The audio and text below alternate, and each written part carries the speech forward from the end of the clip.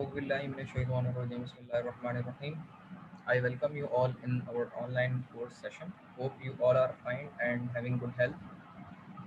We start today's session with the verses of Holy Quran.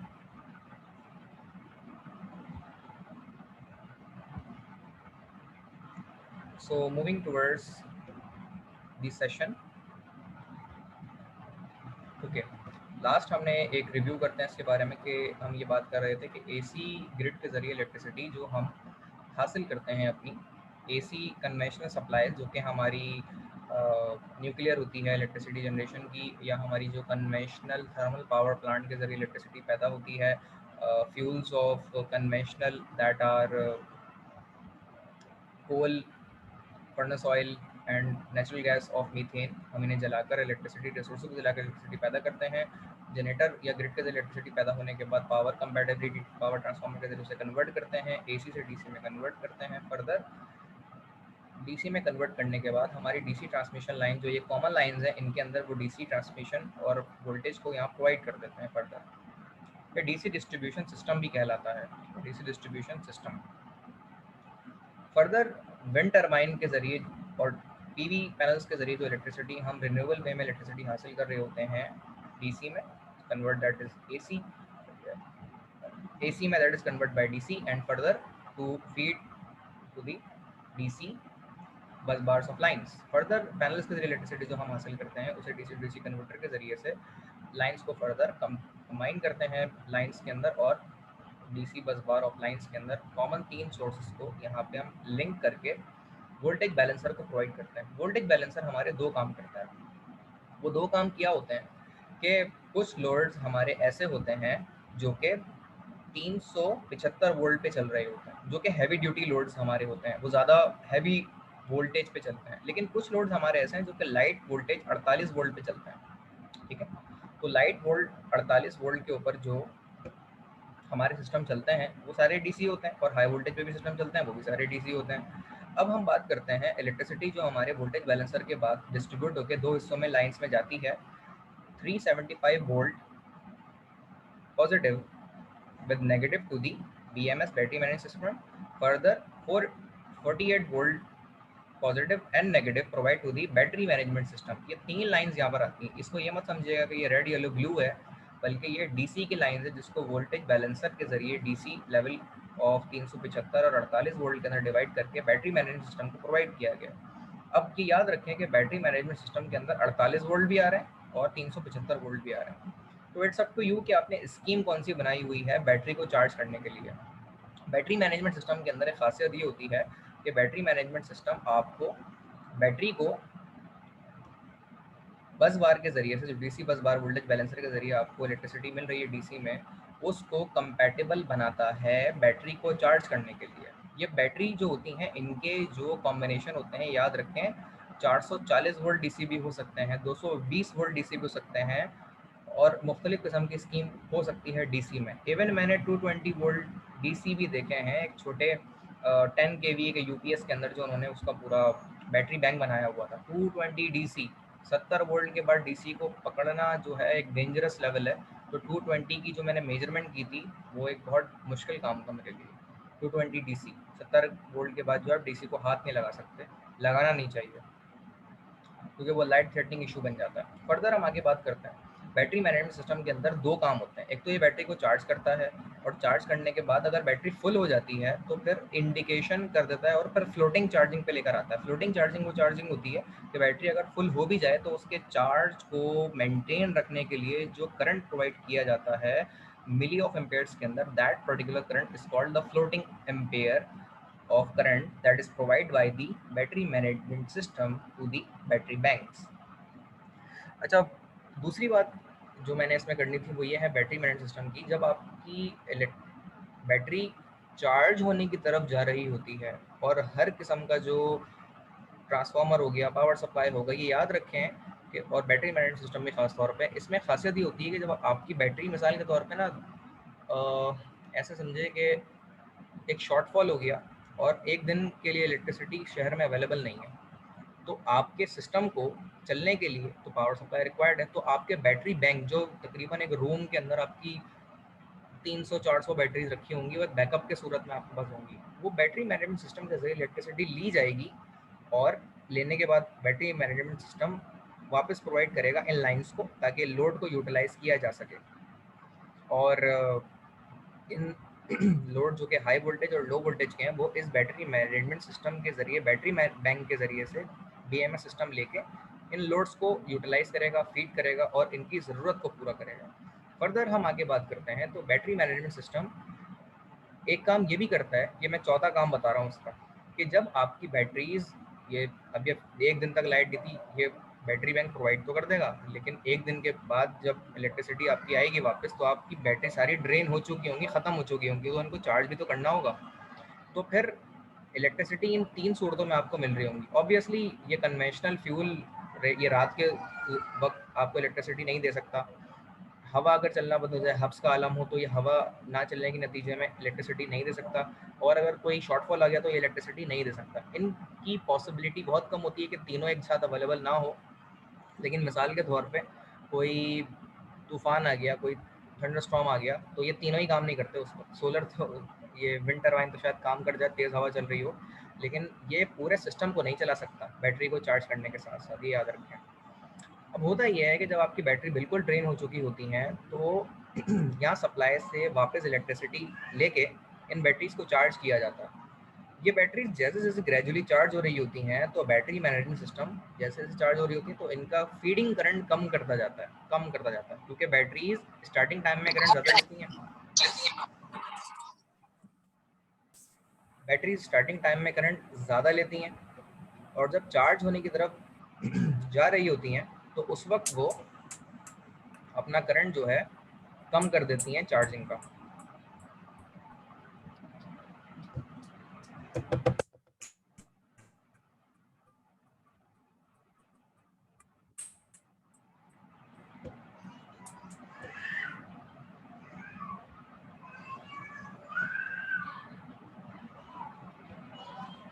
Okay ठीक, further continue करते हैं। BMS system के ज़रिए बैटरी को आप इस तरह चार्ज करते हैं, फ्लोटिंग पे लेके जाते हैं। फ्लोटिंग से जब फुल चार्जिंग सिस्टम के जरिए मैं जा रहा हूँ, पार्शियल चार्जिंग सिस्टम की तरफ जा रहा हूँ, और बैटरी जब ग्रेजुअली आहिस्ता आहिस्ता चार्ज होने लगती है, तो फिर वो किस तरह से करंट कम करने लग जाती है, ये भी आपको अंदाज़ा हो जाता है उसके मुताबिक। इसको आप आराम से मवाजना भी कर सकते हैं। मिसाल के तौर पर आपका मोबाइल जो है ना बिल्कुल एंड 1% पे आया है, उस वक्त आप चार्जिंग पे लगाएं, देखिएगा कि चार्जर को अगर हाथ लगाएं तो वो बहुत गर्म हो जाएगा जब 80% 90% में बैटरी चार्ज हुई भी होगी। 80-90% के ऊपर चार्जर बहुत गर्म हो जाता है। लेकिन जब आपका मोबाइल फुल चार्ज हो जाता है, तो फिर आपका जो चार्जर है वो ठंडा हो जाता है आहिस्ता आहिस्ता, क्योंकि उसके बाद जब बैटरी फुल हो गई, तो फिर आपका मोबाइल मज़ीद करंट एक्सेप्ट नहीं करेगा चार्जर से, बल्कि उसकी अगर 100% हो गई है चार्जिंग, तो फिर आपका चार्जिंग सिस्टम काम करना बंद कर देगा, फिर वो फ्लोटिंग में रखेगा उसे। यही काम बैटरी मैनेजमेंट सिस्टम के अंदर भी होता है। तो 4-5 फीचर मैंने आपको यहाँ पे BMS के बता दिए हैं। कोई सवाल यहाँ तक हो, कोई चीज़ पूछनी हो, तो आप बिल्कुल पूछ सकते हैं, मैं अवेलेबल हूँ। जी अच्छा जनाब। सर, ये जो बैटरी होती है इसकी एम्पेयर आवर में रेटिंग होती है सर, तो सर इसका क्या मतलब होता है? जैसे 100 एम्पेयर आवर की बैटरी है, तो हमें 1 घंटे में 100 एम्पेयर प्रोवाइड कर सकती है? जी जी, ये इस तरह से अगर नहीं, ये इसमें दो बातें हैं। 100 एम्पेयर तक अगर 1 घंटे तक आप चलाएं तो ये प्रोवाइड कर देगी आपको, लेकिन अगर आप पार्शियल लेवल पे एम्पेयर यूटिलाइजेशन करें, जैसे आप 100 ना चलाएं बल्कि 50 करें, तो 2 घंटे कर देगी, तो वो इस तरीके से है। और पार्शियल लेवल के लोड्स के ऊपर अब ये आपके ऊपर है कि आप कितना लोड इंस्टेंट के ऊपर चला रहे हैं। फिर उसमें दो बातें आती हैं कि वो बैटरी नई है, पुरानी है, तो फिर एम्पेयर आवर की उसमें रेटिंग में फ़र्क होता है। ड्राई सेल बैटरी है तो लाइफ ज़्यादा होती है न्यू बैटरी की। अगर आपका लिक्विड बैटरी है तो फिर उसकी लाइफ इतनी ज़्यादा नहीं होती है, और उसका एम्पेयर आवर कन्वेंशनली कम होता है ड्राई सेल बैटरी के मुकाबले में, साइज़ के कंपैटिबिलिटी में अगर हम बात करें। सोलर की बैटरी डिफरेंट आती हैं, और जो कन्वेंशनल जो कार की बैटरी हो गई, जनरेटर की बैटरी हो गई, इनमें कैटेगराइजेशन डिफरेंट होती है। फर्दर कोई सवाल किसी के जहन में हो तो पूछ लीजिए। सर यहाँ पर अभी आपने एक बात बताई थी कि एसी ग्रिड हमारे पास एक दो नॉन कन्वेंशनल है, और एक जो है वो दूसरी है एनर्जी हमारी। तो तो ये तीन में से अगर कोई दो भी वर्क ना कर रही हो और एक वर्क कर रही है, तो सर वोल्टेज बैलेंसर जो है बेसिकली वो तो वोल्टेज बैलेंस करके दे रहा है ना आगे। जी तो जी। सर अगर एक भी अपना काम वोल्टेज बैलेंसर तक अपना काम पहुंचा रही है, अगर वो एक फॉर एग्जांपल कि ये तीनों मिलकर 440 वोल्ट दे रहे थे, लेकिन अब एक काम कर रहा है वो 220 दे रहा है, तो वोल्टेज बैलेंसर क्या अप कर देगा नहीं देगा आगे? लेकिन ये बात बिल्कुल ठीक यानी कि है। वोल्टेज बैलेंसर स्टेप अप करेगा नहीं करेगा अगर अगर जी जी, मैं इसका जवाब दे देता हूँ। इसमें दो बातें हैं, देखें। पहली चीज़ तो ये है, ये तीनों सिस्टम जब एक साथ काम करेंगे ना, तो चार्जिंग भी करेंगे और लोड यूटिलाइजेशन भी करेंगे। लेकिन अगर इनमें से दो बंद हो गए या तीन, दो बंद हो गए, एक बंद हो गया, तो फिर ये पूरी की पूरी जो एंटिटी है उसको यूटिलाइज नहीं कर सकते। मिसाल के तौर पे आपका थंडर स्टॉर्म आ जाता है, तो विंड टर्बाइन तो चलेगी 24 घंटे लेट से, लेकिन सोलर शाम के टाइम काम नहीं करेगी, अबर के मौसम में काम नहीं करेगी, और लाइट तो चली जाती है बारिश होने के बाद या किसी तूफान की सूरत में। तो इलेक्ट्रिसिटी आपको मिलेगी। अब इसकी जो रेटिंग होती है ना, मिसाल के तौर पर उसको इस तरह देखें कि आपने कन्वर्जन रखी हुई है 222 या 400 टू 24 वोल्ट डीसी, 222 या 400 to 24 volt DC, 19 volt DC to 24 volt DC. इन सब कन्वर्टर से जो इलेक्ट्रिसिटी का लेवल निकलेगा वो डीसी में होगा, और 24 वोल्ट डीसी निकलने के बाद आपकी लाइन को मिलेगा। इसका मतलब यहाँ से मिले, यहाँ से मिले, यहाँ से मिले, या फिर ये काम ना भी करें, एक काम करें तब भी 24 वोल्ट मिलेगा। तो जो वोल्टेज बैलेंसर है 24 वोल्ट को तो वो लाजमी कन्वर्ट कर रहा है, लेकिन ये याद रखें ये सारी डिवाइसेस वोल्टेज से ज़्यादा करंट के ऊपर चलती हैं। ये जब चलता है तो ये ज़्यादा करंट देगा, ये जब इलेक्ट्रिसिटी प्रोड्यूस करेगा तो ये भी एक करंट देगा, और ये जब चलेंगे तीनों के तीनों तो एक एक्सेस अमाउंट में करंट भी देंगे। वोल्टेज को बैलेंस करने का नतीजा तो वो सही है कि वोल्टेज को बैलेंस कर देंगी, लेकिन अगर आपकी ये दो सप्लाईज काम करना बंद कर दें तो ये अकेली एंटिटी कैपेसिटी इतना एम्पेयर पैदा नहीं कर सकती। वोल्टेज तो दे देगी आपको, और वोल्टेज बैलेंसर वोल्टेज को कंपैटिबल करके, स्टेप अप का वर्ड आप यूज़ नहीं करेंगे इसके लिए, वोल्टेज को बैलेंसर मींस वोल्टेज कंपैटिबिलिटी के लिए, क्योंकि स्टेप अप का वर्ड हम सिर्फ ट्रांसफार्मर के जरिए के लिए इस्तेमाल करते हैं, बूस्ट, इसलिए डीसी में आप बक बूस्ट कन्वर्टर या बक बूस्ट कन्वर्टर की बात करते हैं। बहरहाल यहाँ एक अगली बात करते हैं। तो ये आपके वोल्टेज तो बैलेंस कर देगा, लेकिन बैटरी को चार्ज होने के लिए जितना करंट चाहिए वो नहीं मिल रहा होगा, वो मेंटेन नहीं कर सकता वोल्टेज बैलेंसर।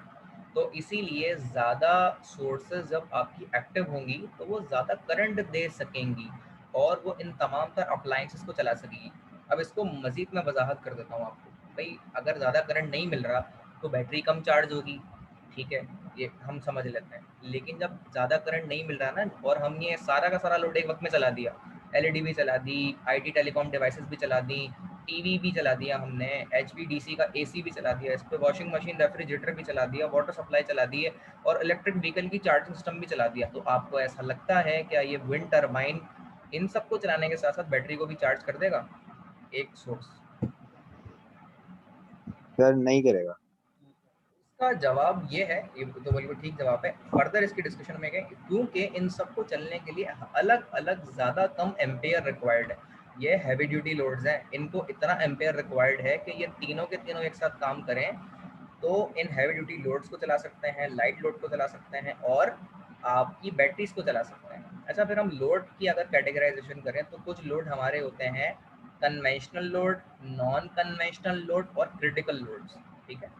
अब हम इसकी कैटेगराइजेशन में बात करते हैं। देखें, ये जो हमारे एसी हो गए, ये हमारे चार्जिंग सिस्टम हो गए, ये हमारे नॉन कन्वेंशनल लोड होते हैं। मतलब अगर ये नहीं भी चलें किसी वक्त में तो हमें इतना मसला नहीं है, लेकिन लाइट का होना ज़रूरी है, कन्वेंशनल लोड है। लैपटॉप का या टेलीकॉम डिवाइस, ये आपका वाईफाई हो गया, इनका चलना, क्योंकि ये बेसिक नेसेसिटी में भी आता है। वाईफाई दुनिया की नेसेसिटी में भी आती है भाई, रोटी कपड़ा मकान, और चौथी चीज़ वाईफाई भी है मोबाइल के साथ साथ। तो ये इनमें की नेसेसिटी जिसे कहते हैं कन्वेंशनल लोड। एलईडी टीवी लाजमी चलना चाहिए, लाइट हो नहीं हो, टीवी चल रहा हो, लोग सबर से बैठ के कुछ भी देख लेंगे, कार्टून भी देख लेंगे लेट से।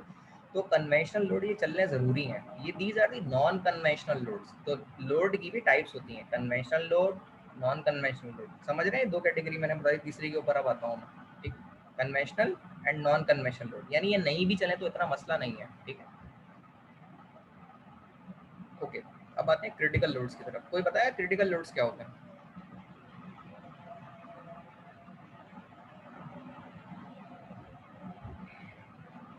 जी जनाब। क्रिटिकल लोड सर जो हमारे हैवी लोड्स होते हैं, जैसे सर हमारे मोटर वगैरह हो गई सर। सर क्रिटिकल लोड्स उसे कहेंगे कि जैसे हमने मोटर है हमारे, एक तो नॉन कन्वेंशनल लोड भी चल रहा है और कन्वेंशनल भी चल रहा है, उसके ऊपर में मजीद हमने एक और लोड डाल दिया, कोई अदर। नहीं, ऐसा नहीं है। क्रिटिकल लोड उसे नहीं ठीक। कहते। मिसाल के तौर पे आपके शहर में तूफान आ गया। सर जो हमारा जी इंडक्टिव लोड जी। होता है, हैवी मोटर्स वगैरह होती हैं। वो है, लेकिन ये एप्लीकेशन ओरिएंटेड है मेरे भाई। आपकी बात शायद किसी जुमरे में सही होगी, लेकिन उसकी नौयत को समझो जो मैं बताना चाह रहा हूँ। मैं क्या बता रहा था? क्रिटिकल लोड्स, हाँ। तो मैंने ये बताया कि ये कन्वेंशनल लोड होता है, ये नॉन कन्वेंशनल लोड होता है, यानी कि ये नहीं भी चलेंगे तो कोई इतना मसला नहीं है, ठीक। लेकिन ये चलना ज़रूरी है, इसमें बेसिक नेसेसिटी भी आती हैं, ठीक है। पंखे, लाइटें, अपना वाईफाई हो गया, लैपटॉप हो गया, ठीक, और टीवी हो गया, मोबाइल चार्जर हो गए। तो ये आपके कन्वेंशनल है, कि नॉन कन्वेंशनल है। भाई कपड़े धोना ज़रूरी थोड़ी है, बारिश हो गई बहुत ज़्यादा, एक शॉर्टफॉल हो गया, कपड़े धोना ज़रूरी नहीं है। ठंडा पानी ना मिले, गर्म पानी पिए गुजारा कर लेंगे। एसी नहीं भी चल रहा, कोई मसला नहीं है। अपना पानी आना ज़रूरी है, जिस तरह ये आशिफ साहब ने बताया, तो ये क्रिटिकल लोड में आ सकता है। पानी की नेसेसिटी, इलेक्ट्रिक व्हीकल चार्ज ना भी करें बारिश के मौसम में लेट से या तूफान में, तो कोई मसला नहीं है। तो समझ रहे हैं कन्वेंशनल नॉन कन्वेंशनल में ये फ़र्क होता है। अब आते हैं क्रिटिकल लोड्स की तरफ। क्रिटिकल लोड्स वो लोड होते हैं जो आपने लाजमी ऑन रखने हैं। इसके सिनेरियो को इस तरह समझें कि मेरे भाई एक तूफानी बारिश हो गई, थंडर स्टॉर्म आ गया, आपका पूरा शहर बंद पड़ा है, लेकिन क्या हॉस्पिटल की लाइट बंद कर देंगे आप? No sir. हॉस्पिटल की नहीं लाइट सर। बंद नहीं हो सकती। और ऐसे मुर्दा खाने हो गए लेट से, वहाँ पे टेम्परेचर आप डाउन नहीं लेके आ सकते, इलेक्ट्रिसिटी वहाँ लाजमी प्रोवाइड करनी है, तो आपको इलेक्ट्रिसिटी का वहाँ पे इंतजाम देना पड़ेगा, जनरेटर का इंतजाम देना पड़ेगा। That are the critical loads. और ऐसे वो इदारे जैसे ओल्ड एज होम हो गए और इंक्यूबेटर सिस्टम हो गए, जो जैसे बच्चे जो पैदा होते हैं तो उनको उस वक्त फीडिंग, और वो जो थोड़े एबनॉर्मल बच्चे होते हैं या जो प्री मिच्योर बच्चे होते हैं, जो प्री मिच्योर समझ रहे हैं ना, मतलब वक्त से पहले हो जाते हैं या फिर वो क्रिटिकल कंडीशंस पैदा होते हैं, तो ऐसे बच्चे जो होते हैं उनकी केयर करने के लिए डे केयर सिस्टम हो गए, नाइट केयर सिस्टम हो गए और इंक्यूबेटर सिस्टम हो गए। इंक्यूबेटर में रखा जाता है बच्चे को, तो वहाँ पे उसकी केयर मशीनों के ज़रिए और मसनूई सांस देनी पड़ती है पेशेंट्स को, तो वहाँ पर ऐसे सिस्टम लाजमी ऑन रखने पड़ेंगे जहाँ से आपको इलेक्ट्रिसिटी लाजमी प्रोवाइड करनी हो। मुनीब साहब ये डॉट डॉट मत डालें, ठीक है, कोशिश करें, ये फालतू हरकतें मत करें। फर्दर आपको यहाँ पर मैंने ये बताया कि किस तरीके से, तो वो गलती से टच हो गया था। ओके जी, फर्दर मैंने ये बताया कि ये क्रिटिकल, नॉन क्रिटिकल और आपके जो इसमें फिर कन्वेंशनल, नॉन कन्वेंशनल और क्रिटिकल लोड की कैटेगराइजेशन मैंने बताई आपको। तो होपफुली यहाँ तक ये बातें क्लियर हो गई होंगी आपकी। और इसमें मज़ीद कोई सवाल किसी के जहन में हो तो पूछ लीजिए। मैं तकरीबन सारे एस्पेक्ट को डिस्कस कर लिया है स्लाइड से रिलेटेड, लेकिन फिर भी कोई सवाल किसी के जहन में हो, कॉन्सेप्ट हो जो मुझसे मिस हो गया और पूछना चाहता हूँ, तो ज़रूर डिस्कस करें, मैं बिल्कुल गाइड कर दूँगा उसके हवाले से आपको। कोई भी चीज़ जो उसमें समझ ना आई अच्छा, हो। ये सपोज करें कि हमारे दो लोड जो है ना, या हमारे जनरेशन जो है दो सोर्सेज की, वो मीन्स की किसी वजह से फॉल्टी है, और तीसरा जो पीवी पैनल्स है ये जनरेट हो रहा है, तो सर हम इसके हिसाब से आगे लोड भी कम करेंगे, डालेंगे। जैसे कि हमारे सर अब 3 वाट की जनरेटर थे, तो आगे लोड उस हिसाब पर डाल रहे होते हैं। जैसे उनमें से सपोज करें 2 खराब हो जाते हैं, 1 मेगावाट का 1 चल रहा होता है, तो जी हम आगे जब हमारा लोड होता है सर, वो भी उसी हिसाब से कम कर देते हैं। जी जी, मैं इसके ऊपर आने वाला था, मैं एक भूल गया था। थैंक यू, आपने इसको डिस्कस किया, ये बिल्कुल सही बात है। मैं इसके ऊपर अब आता हूँ कि मुझे डिस्कस करना, अब वो इतनी सारी बातें होती है ना, वो एक चीज़ मिस हो जाती है मुझे। मैं इसके ऊपर आता हूँ। बिल्कुल सही बात की आशिफ साहब ने कि भाई आपकी यूटिलिटी नहीं है, पहली बात, ठीक है, और आपकी हवा भी नहीं चल रही, हब्स का मौसम है, लेकिन आपकी सन इरेडियंस आ रही है, तो आपका पीवी सिस्टम प्रोवाइड कर रहा होगा सप्लाई। लेकिन ये याद रखें कि ये सिस्टम इतना जो है कैपेसिटी फुलफिलमेंट नहीं होगा कि आपके ये सारे लोड चला देगा। उसमें करना ये होगा, फिर आपको अपने क्रिटिकल लोड्स को सिर्फ ऑन करना होगा या कन्वेंशनल लोड्स को ऑन करना होगा। जैसे मिसाल के तौर पे ये बेसिक नेसेसिटी के लोड्स ऑन करने होंगे, इन सारे जो लोड्स हैं इन्हें ऑफ कर देंगे आप, जो कि आशिफ साहब ने बताया। इससे फ़ायदा ये होगा कि फिर आपका जो अच्छा खासा बर्डन है वो वोल्टेज बैलेंसर के ऊपर नहीं आएगा, बैटरी मैनेजमेंट सिस्टम के ऊपर नहीं आएगा, और डायरेक्टली आप इस कन्वर्टर पे भी लोड नहीं आएगा इतना ज़्यादा। फिर आप लॉन्ग लास्टिंग लेवल के ऊपर दिन की रोशनी में अगर सोलर से ले रहे हैं तो उसको फीड अप कर लेंगे। और अगर आप विंड टर्बाइन के जरिए यूटिलाइज कर रहे हैं तो ये भी एक बहुत ज़्यादा critical, non critical, essential, non essential, conventional, non conventional, ये 6 कैटेगरी के लोड होते हैं मेरे भाई। तो इन सब में से आप उन लोड्स को ऑन करेंगे जो ज़्यादा नेसेसिटी और नीड में आता है, सारे लोड्स को ऑन नहीं करेंगे। ये आशिक साहब ने बिल्कुल पते की बात करी है। फर्दर कोई कॉन्सेप्ट या कोई सवाल, कॉन्सेप्ट किसी के जहन में हो तो पूछ लीजिए, मैं आपको गाइड कर दूंगा इसके अंदर। कोई डिफिकल्टी हो तो पूछ लीजिए। कोई सवाल अगर किसी के जहन में हो। Hopefully all the concept and the kind of things have been clear in your mind regarding today's session and in the slide even also.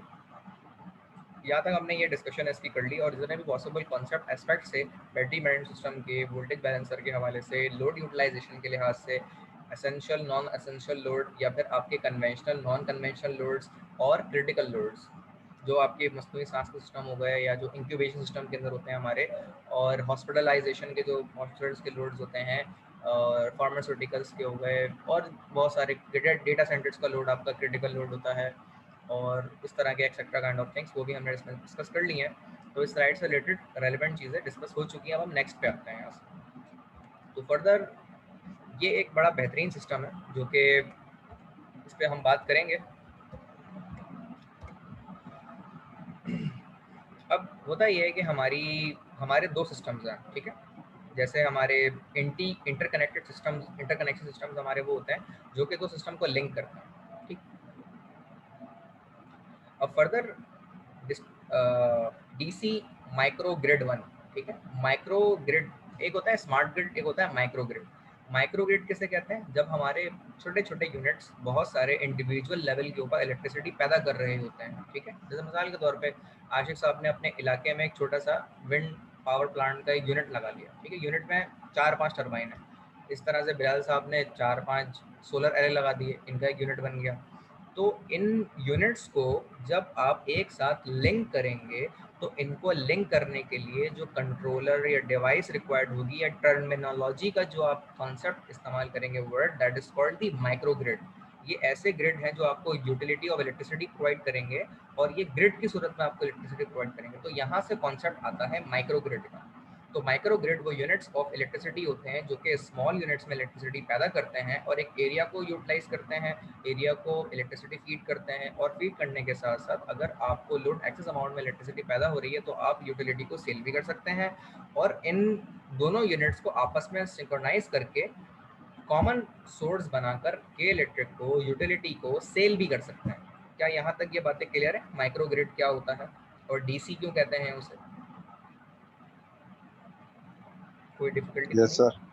तो इसे डीसी माइक्रो ग्रिड इसलिए कहा जाता है क्योंकि इनसे जो इलेक्ट्रिसिटी हम पैदा कर रहे हैं वो डीसी की सूरत में, और इंडिविजुअल एंटिटी में छोटी छोटी यूनिट्स में हम जो इलेक्ट्रिसिटी पैदा करते हैं उनको एक साथ लिंक करते हैं और उनका नेटवर्क बनाते हैं। उस नेटवर्क का नाम माइक्रो ग्रिड कहलाते हैं। तो इस तरह एक नेटवर्क है माइक्रो ग्रिड का और ये एक नेटवर्क है माइक्रो ग्रिड का। ये एक इलाका है फरंगी 2.5 नंबर लेट से, और ये इलाका है अपना मलीर हो गया लेट से, मलीर शाह फैसल कॉलोनी लेट से।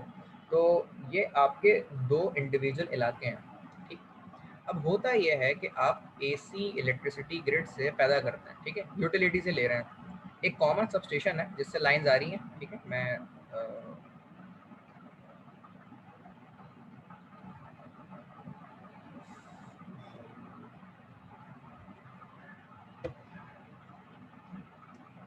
जैसे यहाँ से लाइन आ रही है एक और एक लाइन यहाँ से आ रही है, कॉमन ग्रिड, ठीक है। ये ग्रिड से आ रही है लेट से, रेड येलो और ब्लू, और ये रेड येलो ब्लू जो है ये कंबाइन होके इन दो जगह पे जा रही है के इलेक्ट्रिक की। जैसे अब इस तरह ले लें इसे के इलेक्ट्रिक जो NKI ग्रिड से आती है, NKI ग्रिड है, नेशनल कराची इंटरचेंज जो है, एक ग्रिड है, यहाँ से इलेक्ट्रिसिटी आ रही है और ये आपके बल्दिया ग्रिड को दे रहा है और KDA ग्रिड सादी टाउन को दे रहा है। तो सादी टाउन को ये नेटवर्क चला रहा है और ये आपको प्रोवाइड कर रहा है बल्दिया ग्रिड को, ठीक है। तो के इलेक्ट्रिक के NKI ग्रिड से इन दो ग्रिड को सप्लाई मिल रही है, ठीक। अब होता यह है कि इलेक्ट्रिसिटी अगर आपकी इंटरप्ट हो जाए, ठीक है, या फिर लाइन के अंदर कोई फॉल्ट हो जाए, ठीक है, तो आपको AC ग्रिड के जरिए इलेक्ट्रिसिटी नहीं मिलेगी, ठीक है। लेकिन हम बात करते हैं फंक्शनलिटी में, इलेक्ट्रिसिटी आपको मिल रही है विदाउट फॉल्ट, ठीक है। इस पहले नेटवर्क की बात करते हैं जो कि DC माइक्रो ग्रिड 1, ठीक है, नेटवर्क। ये एक नेटवर्क है। अब इससे हो ये रहा है कि इलेक्ट्रिसिटी जो एसी ग्रिड से पैदा हो रही है आपको डीसी के नेटवर्क में डीसी लोड को यूटिलाइज करने के लिए रिक्वायर्ड है। तो आप जाहिर सी बात है डीसी जो 3 फेज है उसे एसी से डीसी में कन्वर्ट करेंगे, और एसी की लाइन होती है 3 फेज की 3, डीसी की पॉजिटिव नेगेटिव होती हैं 2। तो एक नेटवर्क है आपका जो कि इस तरह लोड को चला रहा है। इसी तरीके से आप इलेक्ट्रिसिटी पैदा तो कर रहे हैं, लेकिन उसे एक्सेस अमाउंट के अंदर अगर वो आ रही है तो इवन बैटरी मैनेजमेंट सिस्टम में एक डीसी टू डीसी कन्वर्टर लगा होता है जो कि ऑब्वियसली इलेक्ट्रिसिटी यहाँ पे आ रही होगी 24 वोल्ट में, लेकिन बैटरी को चार्ज करने के लिए 48 वोल्ट चाहिए होंगे, तो 24 से 48 का डीसी कन्वर्टर लगेगा जो कि बैटरी को चार्ज करने के लिए बैटरी बैंक को वोल्टेज मिल जाएंगे। जब लोड यूटिलाइजेशन से एक्सेस इलेक्ट्रिसिटी आप ज़्यादा पैदा कर रहे होंगे तब आप बैटरीज को चार्ज भी करेंगे। और जब आपकी अगर यहाँ पर हुआ ये कि इलेक्ट्रिसिटी यहाँ पे इंटरप्ट हो जाती है, तो इलेक्ट्रिसिटी इंटरप्ट होने के बाद आपकी बैटरी बैंक से electricity DC to DC convert 48 से 24 वोल्ट में कन्वर्ट होगी, लाइंस को दी जाएंगी, फिर फर्दर यहाँ पे इस लोड को यूटिलाइज किया जा रहा होगा। ठीक है। अच्छा, एक चीज़ में ध्यान में रखें, यहाँ पे लोड कनेक्ट नहीं है, सिर्फ एसी ग्रिड से इलेक्ट्रिसिटी जो पैदा हो रही है वो एसी से डीसी में दी जा रही है और यहाँ प्रोवाइड हो रही है। ठीक है, ये डीसी लाइंस है, डीसी की बस बार्स, डीसी ट्रांसमिशन लाइन इस तरह ले लें, जो सब डिवीजन ट्रांसमिशन लाइन से लाती हैं। इसी तरीके से बैटरी बैंक के अंदर स्टोरेज भी हो रही है। अब ये दो इंडिविजुअल यूनिट्स भी हैं। ठीक है, दो यूनिट वो हैं, एक है DG distributed generation unit. Distributed generation unit वो होता है जो कि आपका सोलर हो गया या फिर आपका विंड हो गया, जहाँ से इलेक्ट्रिसिटी आपकी रिन्यूएबल वे में पैदा हो रही है। तो एक रिसोर्स है, रिसोर्स कौन सी है, सोलर एरे हो गई या फिर विंड टर्बाइन हो गई, वहाँ से इलेक्ट्रिसिटी पैदा होगी डीसी में या एसी में, फिर आप उसे कन्वर्ट करेंगे डीसी टू डीसी में। सोलर से मिल रही है तो डीसी टू डीसी कन्वर्ट करेंगे, और अगर विंड से मिल रही है तो एसी टू डीसी कन्वर्ट करेंगे, और फिर प्रोवाइड कर देंगे अपने डीसी लाइंस ऑफ नेटवर्क को।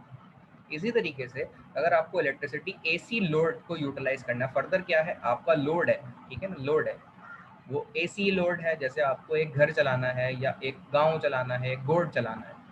अब आपने वहाँ पे बिजली नहीं आ रही ना, वहाँ पे ये नहीं है ग्रिड ऑफ इलेक्ट्रिसिटी की लाइट चले गए। आपको पता है गांव गोड के अंदर इलेक्ट्रिसिटी जो जाती है वहाँ 12-12 घंटे 18-18 घंटे भी लोड शेडिंग होती है, तो वहाँ पर ये नेटवर्क काम नहीं करता, फेल हो जाता है। 8 घंटे तो जैसे लाइट आ रही है या फिर 16 घंटे सिर्फ लाइट आ रही है, बाकी टाइम नहीं आ रही है।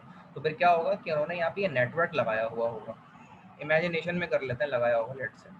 तो फिर आप डिस्ट्रीब्यूटेड जनरेशन से इलेक्ट्रिसिटी जो पैदा हो रही होगी दिन के औकात में या रात के औकात में, वो इलेक्ट्रिसिटी आप यहाँ से डीसी डीसी कन्वर्ट करके फर्दर यहाँ पे आप लाइंस को देंगे। इन लाइंस के जरिए डीसी टू एसी कन्वर्ट होगा जो कि आपका इन्वर्टर कहलाता है, और आपके एसी लोड को यूटिलाइज कर लेंगे। अब आपके जो गांव गोड के अंदर या वो इलाके जो कि एसी लोड पे चल रहे होंगे उनको इलेक्ट्रिसिटी यहाँ से मिल जाएगी, वो अपने पानी की मोटर चलाएंगे, पानी भर लेंगे, रोशनी होगी उसमें, खाना खा लेंगे, फ्रिज चला लेंगे और दीगर ज़रूरियात पूरी कर लेंगे इलेक्ट्रिसिटी के ज़रिए से। और अगर आपकी एक्सेस अमाउंट ऑफ इलेक्ट्रिसिटी इनकी नीड को पूरा कर लेगी तो फिर इस डिस्ट्रीब्यूटेड जनरेशन से इलेक्ट्रिसिटी जो आपने पैदा की हुई होगी वो यहाँ से बैटरी के अंदर स्टोर भी हो जाएगी। ये पूरा नेटवर्क जो मैंने डिस्ट्रीब्यूटेड जनरेशन का आपसे यहाँ पे यूनिट 2 डिस्कस किया है, इसमें कोई सवाल किसी के जहन में तो नहीं है, तो मुझसे पूछ लें। कोई डिफ़िकल्टी अगर हो किसी के जहन में तो पूछ लीजिए, मैं आपको गाइड कर दूंगा इसके हवाले से। इस पूरे नेटवर्क के अंदर कोई डिफ़िकल्टी किसी के जहन में हो कि इलेक्ट्रिसिटी पैदा एसी के ज़रिए अगर हो रही है और नेटवर्क को मिल रही है, और अगर डिस्ट्रीब्यूटेड जनरेशन यानी कि आपको सोलर के ज़रिए इलेक्ट्रिसिटी मिल रही है, एरे ऑफ विंड टर्बाइन के जरिए इलेक्ट्रिसिटी मिल रही है, तो आप उसे कन्वर्ट करके डीसी लाइंस को किस तरह प्रोवाइड करेंगे और अपने एसी लोड को किस तरह फीड करेंगे, और ख़ास तौर पे बैटरी को किस तरीके से स्टोर करेंगे बैटरी में। तो ये पूरा जो जनरेशन से बैटरी स्टोरेज और एसी यूटिलाइजेशन का कॉन्सेप्ट मैंने यहाँ पर आपको बताया है डीसी माइक्रो ग्रिड यूनिट 2 के अंदर। कोई भी इस नेटवर्क में डिफ़िकल्टी हो तो मुझसे पूछ लीजिए, मैंने सारे ब्लॉक तकरीबन अच्छे तरीके से एक्सप्लेन कर दूँगा। कोई डिफ़िकल्टी यहाँ तक है किसी के जहन में? No sir. अच्छा, इसमें 4 चीज़ें रह गई जो बता देता हूँ मैं। अच्छा, इलेक्ट्रिसिटी अगर आप यहाँ देखें एरो की ना, ये बाई डायरेक्शनल है। इसका मतलब ये इलेक्ट्रिसिटी यहाँ से दी भी जा सकती है और इलेक्ट्रिसिटी ली भी जा सकती है यहाँ पे।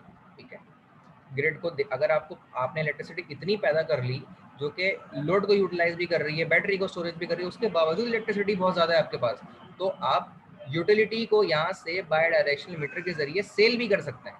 ठीक है, ये भी एक कॉन्सेप्ट यहाँ पे बाय डायरेक्शनल करंट का दिखाया गया है। अच्छा, यहाँ करंट के अंदर ऑब्वियसली जाहिर सी बात है, जब आप इलेक्ट्रिसिटी पैदा करेंगे यहाँ से लेके या फिर यहाँ से लेके, तो जाहिर सी बात है बैटरी को स्टोर करने के लिए देंगे, लेकिन बैटरी को स्टोर करने के बाद अगर आपने वापस भी लेना है तो इसी रास्ते से वापस लेंगे। इसीलिए बैटरी के डायरेक्शनल करंट के अंदर वो बाय डायरेक्शनल वेज हैं कि आप बैटरी को चार्ज करने के लिए लाइन यहाँ दे भी सकते हैं और करंट को वापस यहाँ से ले भी सकते हैं। ये दो बातें हो गई यहाँ पर। अब हम तीसरी बात करते हैं कि जो डिस्ट्रीब्यूटेड जनरेशन से इलेक्ट्रिसिटी वो हमेशा प्रोड्यूस होगी, यहाँ पे कंज्यूम नहीं होगी। इसीलिए यहाँ से एरो सिर्फ इस डायरेक्शन में निकला हुआ है।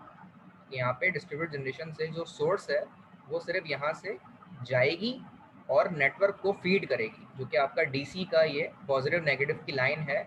Voltage of micro grid unit 2 positive negative, ये इसके नेटवर्क की दो लाइंस हैं। सही है, इस तरीके से।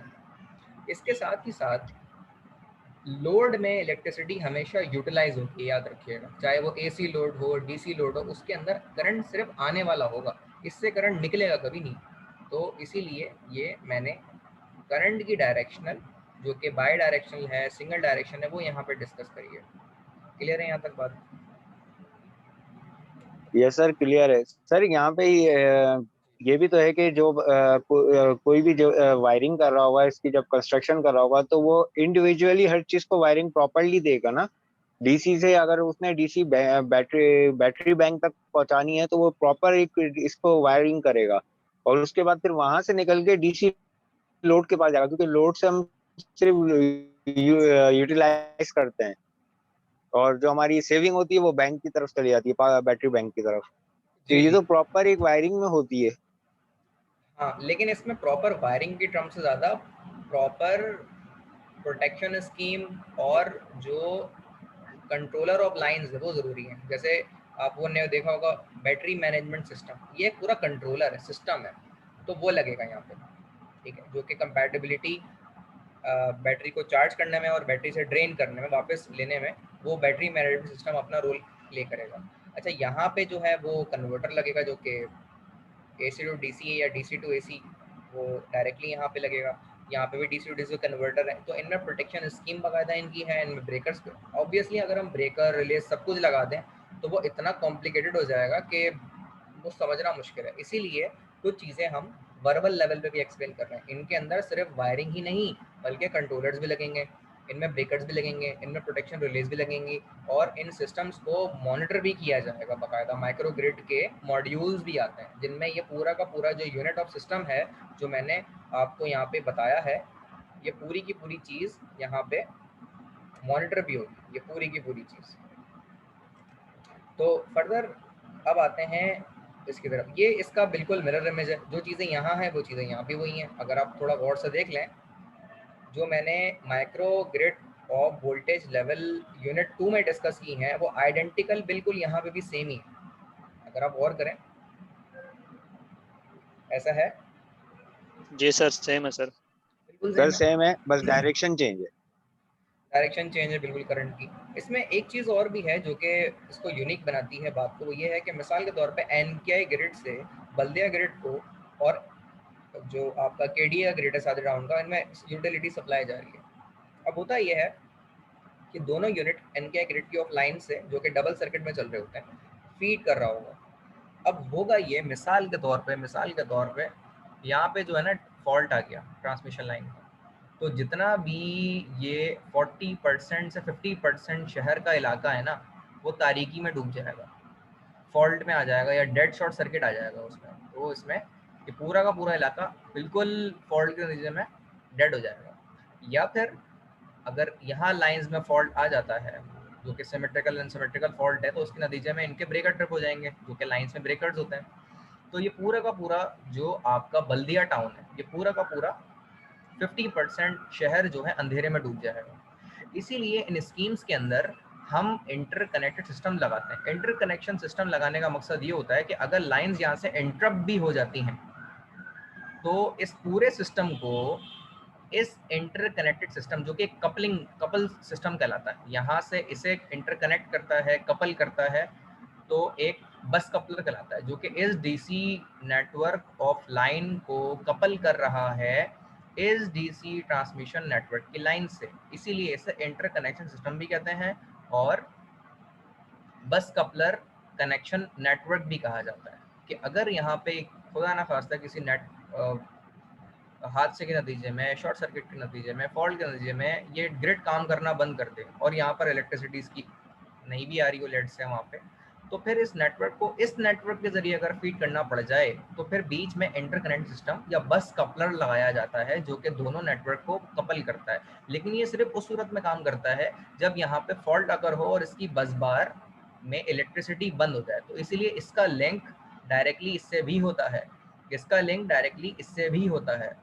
क्योंकि इलेक्ट्रिसिटी अगर वापस आ जाती है और आपने ये नेटवर्क इससे कनेक्ट किया हुआ है तो फिर ये सूदमंद नहीं होगा, ठीक है। तो ये नेटवर्क को आपस में इमरजेंसी में कन्वेंशनल लेवल पे फीड करने के लिए भी रिक्वायर्ड होती है इलेक्ट्रिसिटी। दूसरी बात, मिसाल के तौर पे यहाँ पे स्टेडियम है, फुटबॉल का, क्रिकेट का कोई बहुत बड़ा स्टेडियम है, या फिर कोई इज्तिमा हो रहा है बहुत बड़ा ना लेट से, जिसमें लाखों लोग हैं। तो अब यहाँ पर इतनी ज़्यादा एक्सेस अमाउंट ऑफ इलेक्ट्रिसिटी नहीं है कि इस पूरे के पूरे इज्तिमा को, एक मैच को, या फिर एक कोई तकरीब बहुत बड़ी शहर की हो रही है उसको वो फीड कर सके। तो फिर इस नेटवर्क की इलेक्ट्रिसिटी को यहाँ से शेयर किया जाता है इंटरकनेक्शन सिस्टम के ज़रिए, ताकि नेटवर्क ऑफ लाइन की पूरी जो डिमांड है उसको फुलफिल किया जा सके। तो मैंने एमरजेंसी कंडीशंस में किस तरह प्रोविज़न लाइन से लिया जाएगा या फॉल्ट कंडीशंस में वो बता दिया आपको। और अगर कोई ऐसी कोई तकरीब हो रही हो, कोई इवेंट हो रहा हो, पीएसएल हो रहा हो लेट से, तो यहाँ पे एक्सेस अमाउंट ऑफ इलेक्ट्रिसिटी हो और यहाँ पे शॉर्टेज हो, तो इंटरकनेक्शन सिस्टम के जरिए इलेक्ट्रिसिटी इस नेटवर्क से इस नेटवर्क में इंटरकनेक्शन सिस्टम के जरिए या बस कपलर के जरिए ट्रांसफॉर्म भी की जा सकती है और फीड की जा सकती है। इसीलिए सिस्टम के अंदर इंटरकनेक्शन सिस्टम का प्रोविजन रखा जाता है। यहाँ तक कोई डिफिकल्टी किसी के जहन में हो तो पूछ लीजिए। कोई भी डिफिकल्टी किसी के जहन में हो अगर तो पूछ लीजिए, मैं आप लोगों को गाइड कर दूंगा। और कोई ऐसा कॉन्सेप्ट जो कि मुझसे मिस हो गया हो, अगर आपको यहाँ पे नज़र आ रहा हो तो वो आप डिस्कस करें। सेम सर, वैसे जैसे हमारे दो और इंडिविजुअली सर लोड को सप्लाई कर रहे होते हैं पावर, और उन दोनों के दरमियान हम एक लिंक ट्राली रखते हैं कि जैसे एक फीडर में फॉल्ट आता है तो हम उस लिंक ट्राली के थ्रू एक फीडर की सप्लाई दूसरे लोड को भी प्रोवाइड कर सकते हैं। तो ये सेम सर वही वर्क कर रहा है यहाँ पे। जी जी, जिस तरह स्विच यार्ड, स्विच गेयर्स में किए जाते हैं, ट्रॉली बेस सिस्टम लगे हुए होते हैं। बिल्कुल ट्रॉली बेस अमूमन एचवी में हमारे लगे हुए होते हैं या एमवी में लगे होते हैं, एलवी में वो वर्टिकल होते हैं। बिल्कुल सही कह रहे हैं आप, ऐसा ही है। और इसके अलावा कोई कॉन्सेप्ट किसी के जहन में हो, सवाल हो तो डिस्कस कर लें, नहीं तो हम यहाँ से आगे मूव करते हैं। होपफुली जो कॉन्सेप्ट हमने डिस्कस किए हैं आज के हवाले से वो तकरीबन सब लोगों को क्लियर हो गए होंगे। नेक्स्ट स्लाइड का जो टॉपिक हमारा है हम उस पर बात करेंगे अब।